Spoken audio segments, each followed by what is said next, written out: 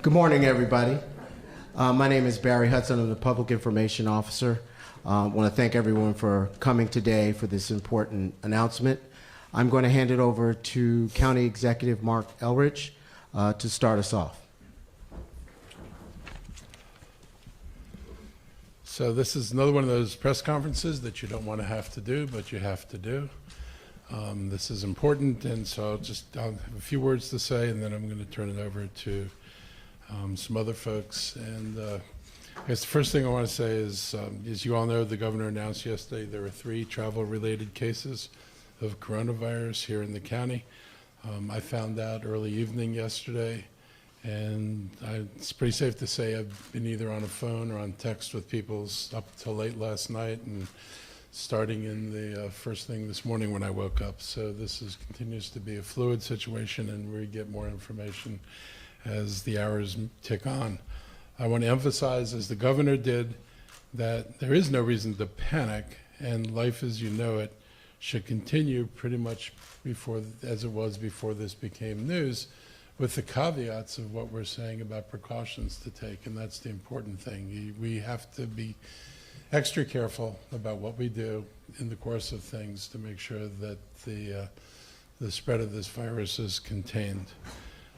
We've been preparing for this scenario since January, so we're not caught by surprise for this. I think everybody kind of knew intuitively that once it was in the United States, that sooner or later it would be popping up in different places. We knew that, Marylanders, like everybody else, travel around the world, have contact with people, and that it was entirely likely that the scenario would develop something like this. We're not surprised.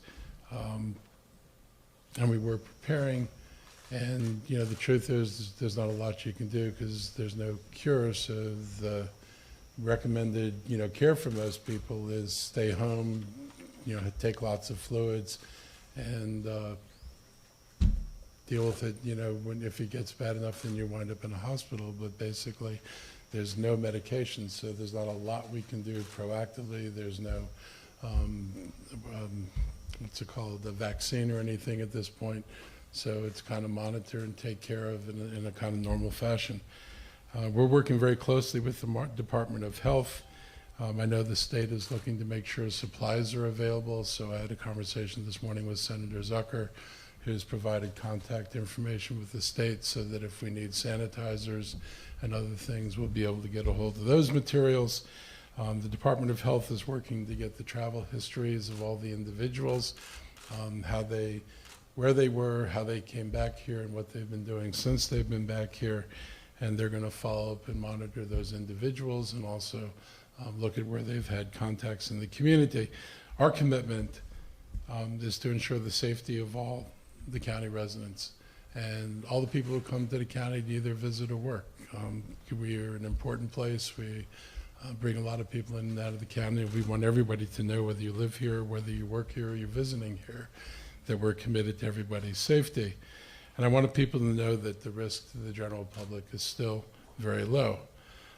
The guidance that we're giving people is stay away from people who are sick. And if you're sick, stay home from work or school. Don't expose people, and if you know somebody's sick, take precautions against overexposing yourself. Do not travel if you're sick. Obviously, this complicates things because if you're traveling, you have the potential to have contact with a lot more people, and it becomes even more difficult to figure out who you had contact with the more you travel. So if you're sick, please do not travel. Wash your hands often with soap and hot water, and if you don't have another sanitizer available, use an alcohol-based sanitizer, which can also work. Cover your mouth and nose with tissue or your sleeve if you're coughing or sneezing. And those are just basically the precautions. So we're going to make sure you stay well informed. We will pass on information as soon as the information becomes public to us. We want people to know what we know, because the best way to ensure people's confidence in what we're doing is that the information that we have is put out to the public as quickly as we can make it possible. I want people to visit our website, coronavirus, and to sign up for the public health and environmental alerts under Alert Montgomery so we can make sure that we proactively can reach out to you. I understand that people are anxious. I've had calls from friends and also just from constituents who are texting and emailing me and asking what to do, and I'm giving the same advice to my friends and people who have emailed me as I'm suggesting today. What we know is what we know, and the precautions are pretty straightforward. We believe that life does not need to be radically altered, but we certainly have to have a higher level of awareness in what we're doing and what's going on around us. And so I would just say take reasonable precautions, be aware of your own health. Don't take chances in exposing yourself, and don't take chances if you get a cold in exposing others. And with that, I will turn it back to Barry, or turn it over to Mr. Katz. Thank you. Thank you. Good morning. My name is Sidney Katz, and I'm the president of the Montgomery County Council. And my colleagues and I want all of you to know how pleased we are and how fortunate we are to have Dr. Travis Gales as their public health and public safety administrator. The public health and public safety teams have been working so diligently during this evolving public health issue, as well as their partners at the state and federal level. We are all working together. We are communicating, and we want to tell everyone how pleased we are that that is what is happening. We're certainly concerned. Our public health and safety providers have been consistently preparing and training for this type of situation at both the county and the state level. We have the utmost confidence in our testing protocols and mitigation strategies. In addition, the county's emergency management team has plans in place in the event that the virus impacts additional members of our community. We want to make it clear that this is not a crisis. Community members should not panic, but instead prepare as you would for any event that may keep you at home for 2 weeks. This means doing things like making sure all your medications are up to date, having non-perishable food items in the home, and making contingency plans in case you or a loved one needs to work from home. We ask all of our residents to stay informed and to contact your healthcare provider. If you have traveled internationally and have a fever, call for shortness of breath. Individuals can also contact 311 for assistance. And we all want to stress, and we're about to hear from literally our expert in Montgomery County, Dr. Travis Gales. But we want everyone to know that they have been working on this, they have thought this through, and they're going to keep our community safe. Thank you very much. Good morning, everyone. Before we delve into specifics about the cases that have been mentioned and the governor announced last night, I'd like to speak to the folks at home watching on TV, because I feel like as part of the conversation that we've been having, we've been talking a lot about numbers, we've been talking a lot about viruses and all those kinds of things, but we haven't really created space to talk about it and address the fears and anxiety that folks have. So I want to place this here and let folks at home know that we understand that, we take that in, we don't dismiss that, and we factor that into the decisions we make in terms of the next steps that we need to take. So we don't only just think about a clinical perspective or an epidemiologic perspective, we also think about the anxiety that it brings in terms of something that's new, that we've never seen before. We also recognize that there are a host of other fears and concerns as well related to how I access healthcare and who is a trusted source of information, particularly in this age where there are all sorts of information that can be gathered from social media, so on and so forth. So we want you to understand that we are working hard. The frontline staff who is executing a lot of the plans that we're discussing and talking about are dedicated, they're brilliant, they're experienced, and they're working hard to make sure that we deliver the information to you in a timely manner, making sure that it's accurate, it's comprehensive, and it addresses the concerns that you have. So as best as you can, to the 1.2 million residents of Montgomery County, I want you to feel that you can trust us and understand what we're providing you as transparent information to address your concerns, and trust the efforts of those who are on the front lines executing their jobs on a daily basis. Now, as has been mentioned, we train for this, we practice, we prepare for this, we have exercises, but there's never anything but the adrenaline that comes when you have the reality of it. And we recognize that adrenaline does also bring up a lot of questions and concerns. And I want to highlight the numerous resources that we have, including the county website, as well as the state website and the CDC website, that provide evidence-based, factual information to guide and address a lot of the potential concerns that you have.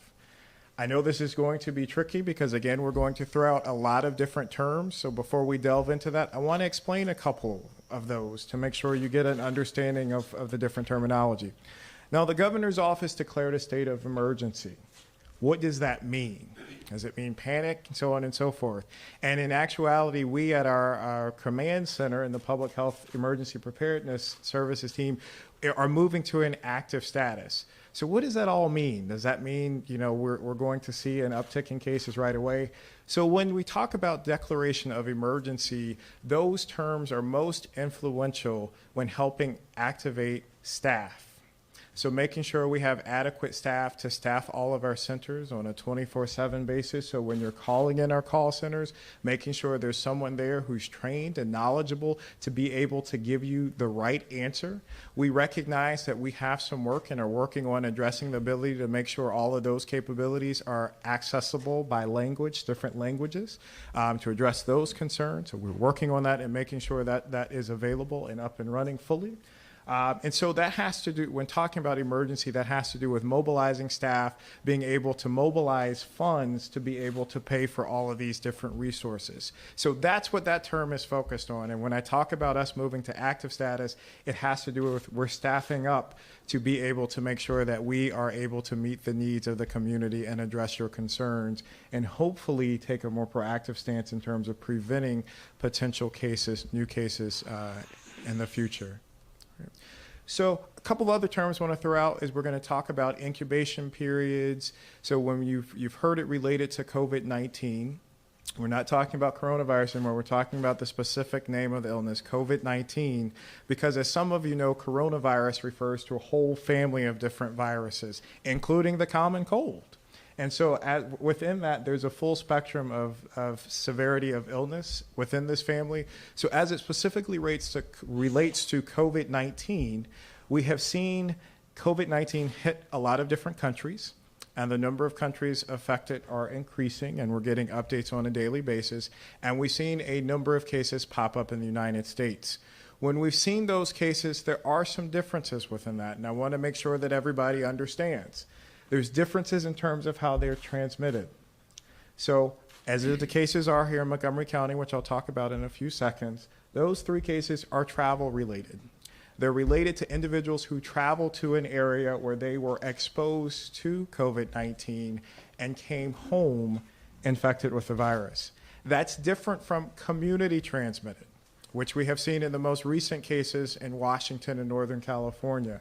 Community transmission means that an individual who had no travel history or didn't have any significant risk based upon being exposed to someone else with a significant travel history got sick and got the illness in some way, shape, or form. And that's probably our most concerning level of transmission because we don't have an active source that we can point to that caused those cases.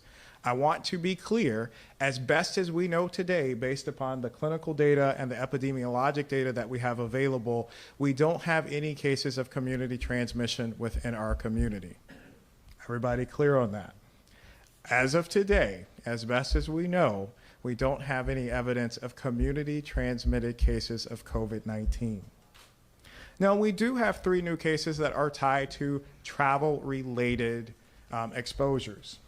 The governor's press conference last night, Deputy Secretary Phillips laid out a lot of those criteria and those individual cases. I want you to know that the state has been working on doing contact tracing. And by contact tracing, I mean literally going through and checking contacts. So if I was exposed on a certain date, tracking all of the different places that I've been, all of the different venues I have accessed, and trying to get a sense of any individuals who I've come into contact with during that time period before I may have quarantined myself or isolated myself. And so the state has been actively working on that since they heard about these cases. And we have joined in that effort, helping assist them in terms of helping complete that investigation. There is no set timeline within which that will be completed, other than to say it is being done expeditiously. And as part of that, other contacts may be deemed high risk and require testing and follow-up. And there is the potential that we may see other cases tied to these index cases within our jurisdiction. But what I want to also emphasize that Deputy Secretary Phillips mentioned is that all of these cases are doing well clinically. They're all doing well clinically. Everybody get that? They're all doing well clinically, okay? And so that suggests that the severity of the illness, that even if it's here, remains in a mild to moderate category. And for some of you who may have been at our briefing on Tuesday, we know some of the information has changed because the world is rapidly changing around us as it relates to COVID-19. We talked about how there's some populations who are predisposed to having more adverse outcomes than others. We recognize that individuals who have a host of chronic conditions or acute health conditions that may predispose them to poorer health status, our elderly population and individuals who have concerns about their immune systems may be more susceptible to developing a more severe form of the illness. But again, I want to repeat what I said a couple of phrases ago. The 3 cases involved here are doing well clinically, and for the most part, their symptoms have abated. They are all under isolation. They are not being exposed to the community right now. And again, emphasizing the state, as well as in partnership with the local health department, are completing the necessary contact investigation to find out if there are others who are at risk of exposure. So those are the cases that were mentioned last night. We have been in close communication with the state and talking back and forth and gaining more information. At this time, based upon the total and some of the information we have available, including clinical data, epidemiologic data, as well as any other anecdotal data that's relevant to the situation, we are not recommending any large-scale closure of any of our government buildings, facilities, including schools. What we are recommending to folks, as has been pointed out by the county executive and Council President Katz, is to continue to do the precautions that we have listed before. Washing your hands thoroughly, washing surfaces. If you are symptomatic, staying home from school or staying home from work. One other thing that came up in a meeting this morning that I want to highlight, and I'm very thankful that was part of the discussion, is this notion of travel. So travel itineraries are being updated on a daily basis. We see countries added to the list from the federal perspective in terms who's level 4, level 3, level 2, level 1. What that means is the government has determined that based upon the information they have, the number of cases and the level of disease in those particular areas, those places are being designated high risk, low risk, medium risk. And those advisories are what are used to advise you, should you be going to any of those destinations, such as in several weeks over the spring break period. So while there are very limited and few travel bans to certain places, be mindful of that. And it would be a good idea to look into those travel warnings for international places, but also be mindful on a domestic level as well. There is no current guidance, and we haven't put out any guidance from a jurisdiction perspective. We're thinking about that and looking into that in terms of saying you shouldn't go to this place or that place. But it would be mindful and important to start thinking through that as you make your travel plans or think about that over the next several weeks. So stay tuned for those types of announcements. So no large global recommendations beyond that. Again, all of this is subject to change. And the last thing that I would ask for the public at home, in addition to trusting us and hopefully taking our sense of calm and hopefully addressing some of your anxious energy, is to be patient in some situations. Again, our task is to get information out as quickly as possible. But our task is also to make sure that information is accurate, it is comprehensive, it is thoughtful, it is disseminated in a way that is easily understandable, and that doesn't always happen right away. And so I hope, as best as I can convey, the information that we are putting out has gone through that process, has been vetted, and we have made sure it's accurate, it's factual, and it's potentially addressing the concerns that you have. So I think that's a summary of the cases and a summary of where we are in terms of investigating those cases, as well as larger options and actions that we'll take. Again, just to remind you that we are nimble and flexible as best as we can, and those recommendations are subject to change dependent upon the information that we gather from the investigations. Thank you.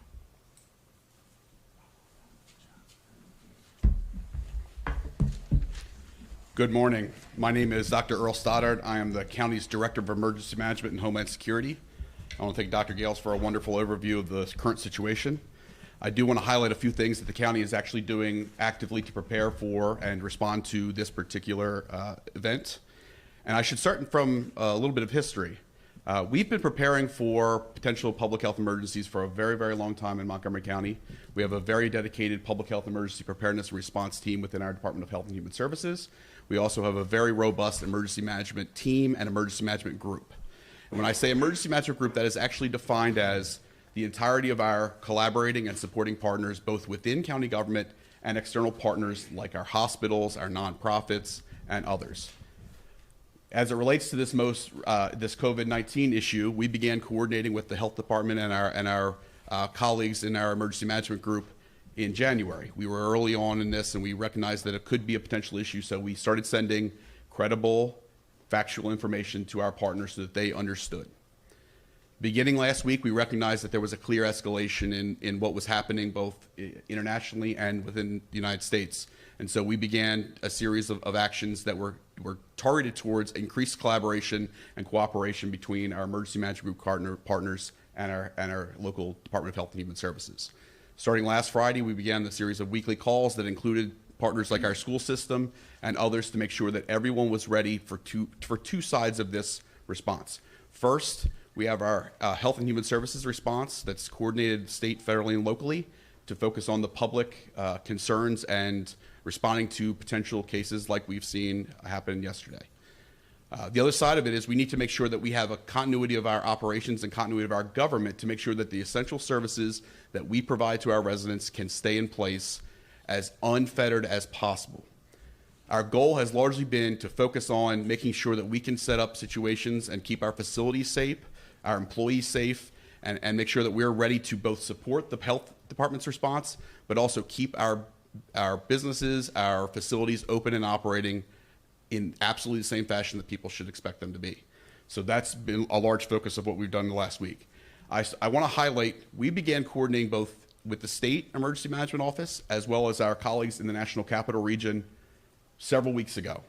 We've had ongoing series of calls. Even yesterday, we had a call with our emergency management colleagues from across the state to coordinate this before we knew that we had these cases coming down last night.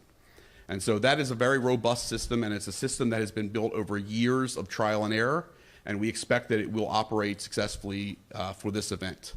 We believe that Montgomery County is ready for this new challenge. We aren't glad to be facing it by any stretch, and we know the concerns that are out there within our public, but we believe we have a robust system of partners who are very committed to providing services to our residents, and they will succeed in providing services even during these trying times.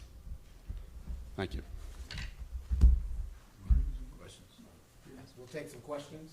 Dr. Gales, if I could just throw three, because they're all related, as regards to these incidents that are occurring now. Do you have testing capability as you begin to do the testing capability you need as you begin to do the investigation? How many contacts have you been in touch with so far, and how large a universe might these contacts be?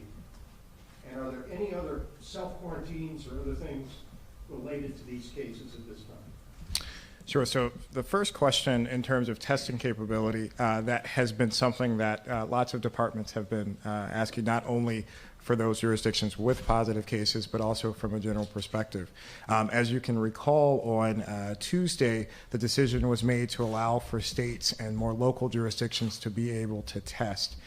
So in terms of testing, there's two concepts. There's collecting of the specimen, and then there's where the tests are actually analyzed. So we are able on a local jurisdiction to be able to collect specimen, but the tests are sent to the state lab in Baltimore where they are analyzed. One of of the advantages of having more local testing and not having to send them all to CDC. And let me just actually take a second to explain that. So an individual who is concerning for having coronavirus receives a test. The necessary sample is collected, specimens collected. It is sent to the state lab. The state lab does a first level of analysis. That analysis comes back positive. The individual is considered a presumptive positive based upon that test result. It is then sent to CDC for confirmatory tests, but we're treating presumptive positives as positives. The old system, they were just sent through Baltimore and sent directly to CDC without any analysis in-house. So as you can imagine, being able to do it on a local level cuts down on the window between when a person comes in for that initial test and when they can get the results. So we don't do test analysis on the local level. We don't have that capability. But again, the tests are collected locally and sent to the state lab where that analysis is done there. So as part of, and this bleeds into your second question, the state has coordinated the follow-up in terms of taking the lead for the contact investigations. And so as a part of that process, they're able to determine if an individual needs to be tested. And so the specimen will be collected either by their staff or we would be directed to do that on a local level, and it would be sent to Baltimore. Now, in terms of the scope of that, I don't have, I can tell you that the investigation is ongoing and they have a pretty good sense of the map and scope of the contacts, but I won't comment on that further since the state is taking the lead on that, other than to say that they've been very quick, they've been very thorough, and we hope to have some more concrete information to either be shared informally or formally over the next 48 hours. Any other self-quarantines based on the investigation of that universe of people? Are there any other quarantines occurring because of that? I think there are a number of folks that are being looked at from a contact perspective, but I don't have the information to confirm whether or not they are in that status. I know that they're looking at everyone carefully who's come into contact to determine their level of risk. Thank you. Dr. Gales, Aisha County, Fox 5. I know we've been confirmed that the 3 people from Montgomery County were on the same international cruise, but did that, if you can answer this, did that cruise come to the port of Baltimore, or did these patients actually fly back to the area after the cruise? And if they did fly back, I'm not sure if you can tell us which airport they flew into, and can you tell us what countries they may have been? Sure, I'll tell you as much as I can share with you. And again, let me preface that by saying, and this gets to the question for the folks at home and this concern about transparency. So I want folks to understand if there's a question where I may not answer fully to the level, it's not trying to hide any information from you all as the general public. We also have the balance of trying to protect the privacy of the individuals who are impacted and affected by this. And so there are instances where there may seem, he left some details out. What's he trying to hide? We're not hiding anything because every individual who's a part of the investigative process, who's doing the contact investigation, has access to all of that information that's needed to do that level of work. To your question, I can say that the cruise was not affiliated with Baltimore. At this point, since there seems to be some things, public knowledge, these individuals were not on a cruise associated with Baltimore.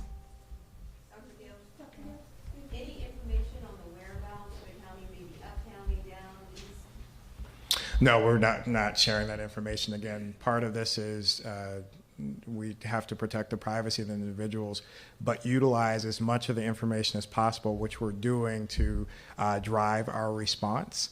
And regardless of where they would be located geographically, the recommendations that we would recommend to folks, regardless of the area, would be the same.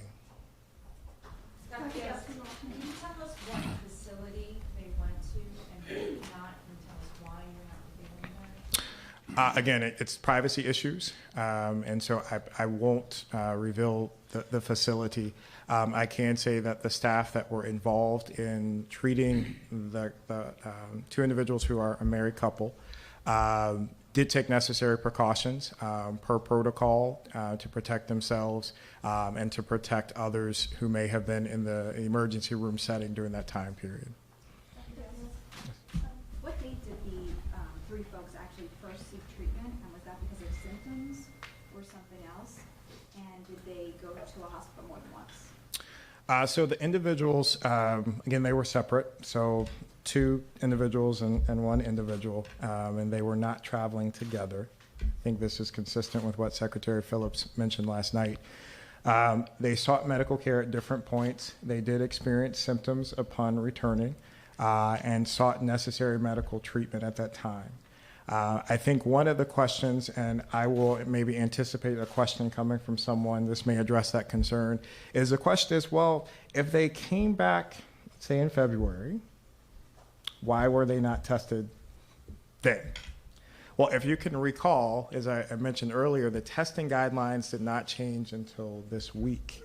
And so even within the testing guidelines that were put out by CDC, they talked about symptoms in addition to a travel history. And there were certain places associated with those travel histories. At that time they returned, the travel history was relevant to China.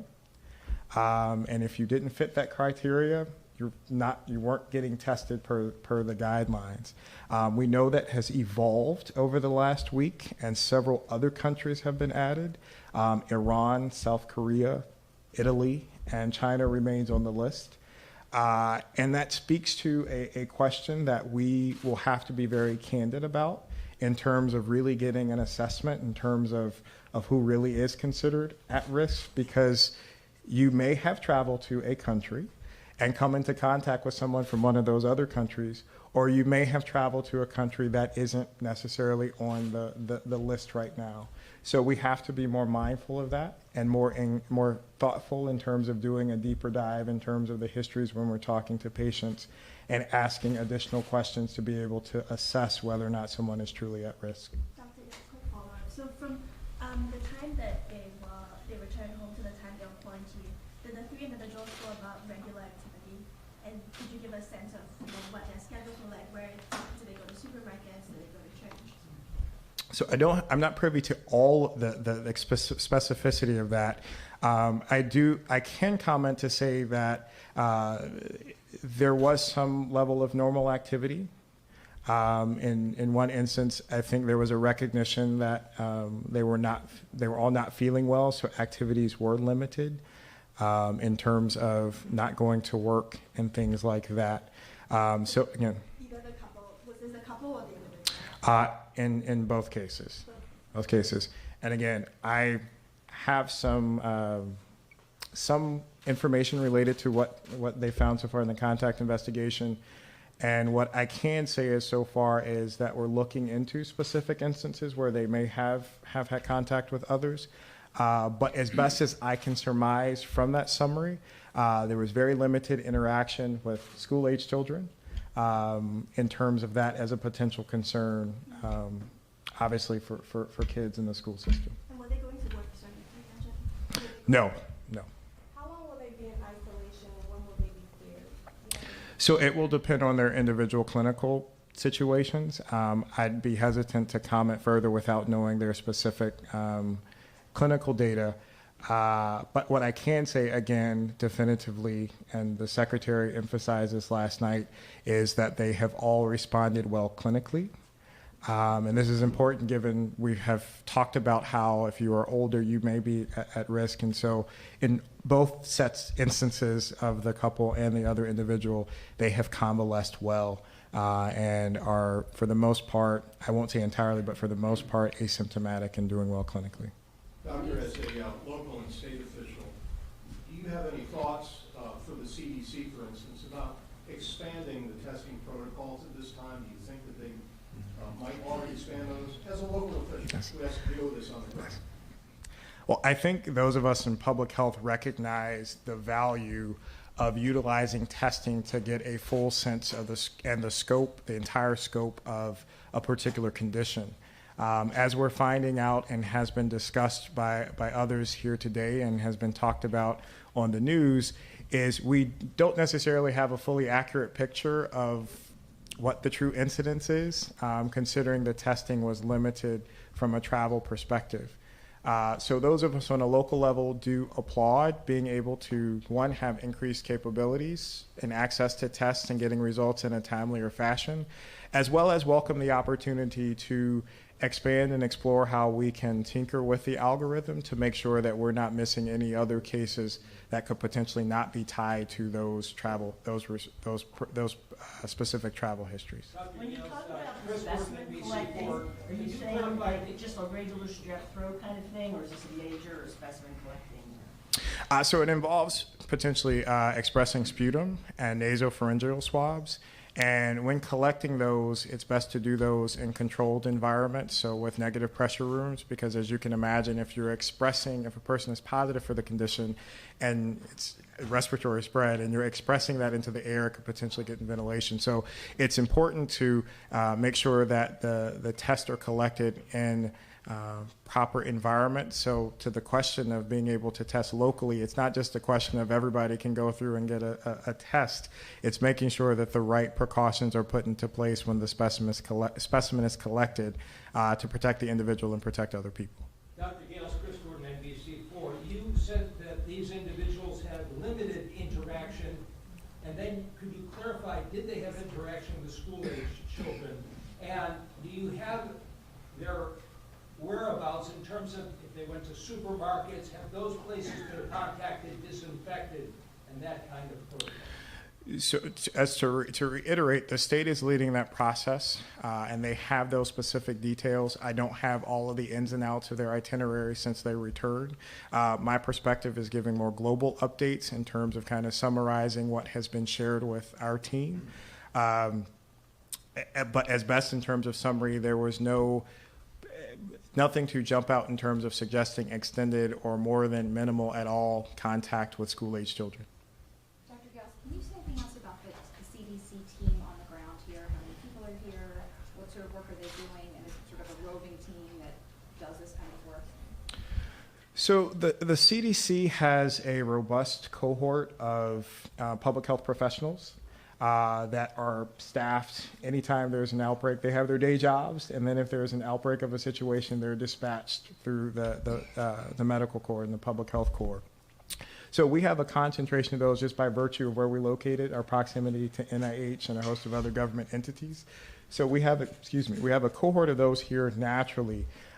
We don't have any deployed within our local health department at the moment. There are some working at the state level. And that's something that could potentially see an increase in as the days move forward as we find out more information. What is being done to protect the homeless people in Montgomery County?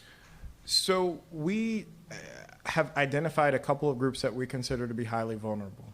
In addition to those, based upon the physiologic conditions that I laid out in terms of age, immune status, those kind of things.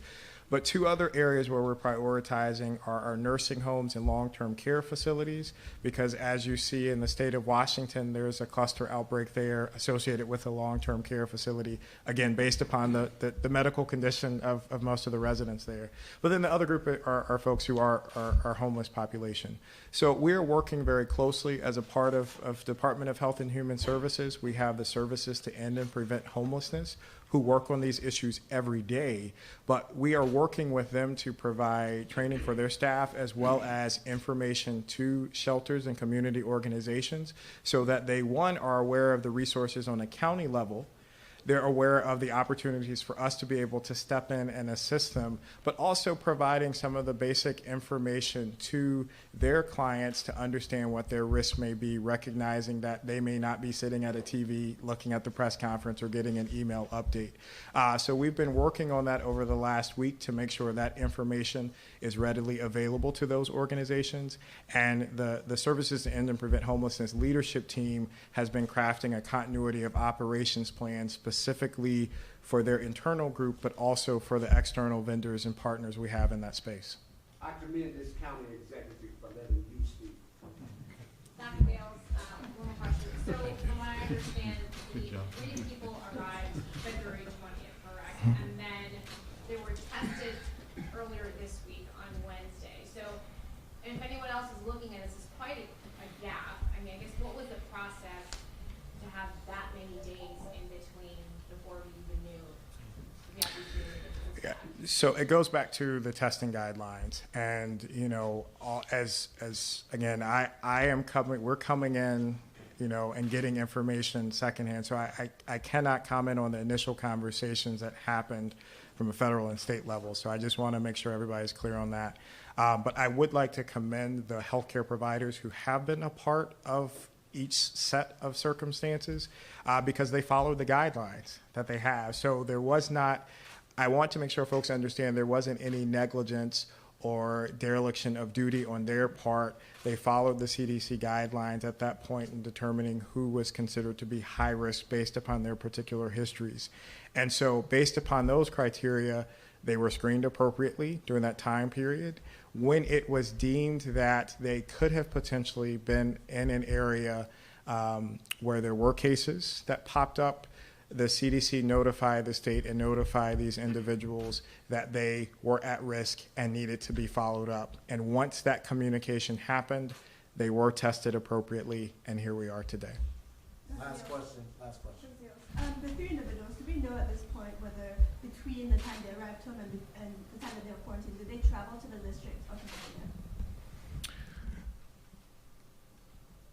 As best as I can tell, I don't believe so, but I do. That's something that, again, I will defer to the state in terms of those details. What I can share with you is that the state, in conducting that information, contacts and talks to other jurisdictions. We've been in contact with the health officers across the state of Maryland, as well as the health officers in the Capital Region, D.C., and Northern Virginia. They have been great partners, and as Dr. Stoddard mentioned, we have been working together as a region and as a state for the last month. So we're in constant communication, but the level of, as best as I know, no. But again, I would defer to the state, who has more exhaustive information as a part of that investigation process. All right.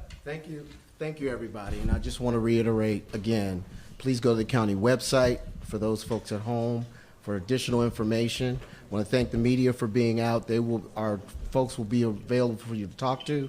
I want to say one last thing. The council, the county executive's office, and all the agencies within the county are working diligently together to make sure that we provide enough information and that we keep everyone safe here in Montgomery County. Thank you very much.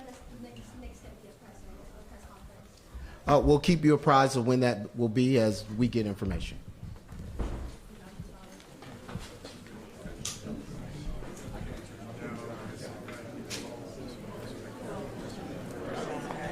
Did a good job.